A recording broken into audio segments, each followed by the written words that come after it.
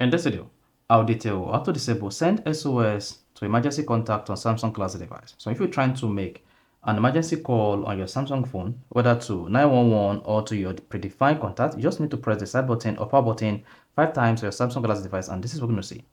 Now, if you want to stop sharing your location and taking the picture of the intruder to your emergency contact, all you just need to do is turn this feature off on emergency SOS in your Samsung Galaxy device. So if I don't know this video, if you found this video informative, please don't forget to like and subscribe.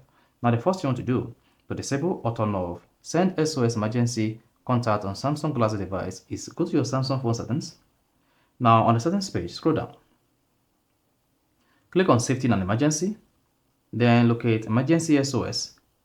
Scroll down and then locate Send SOS to emergency contacts and then disable this. So once this is disabled, your Samsung phone will no longer send your location and SOS message to your emergency contact for up to 24 hours. So that's all you need to do to disable or turn off Send SOS emergency contact on Samsung Galaxy phone. If you found this video informative, please don't forget to like and subscribe.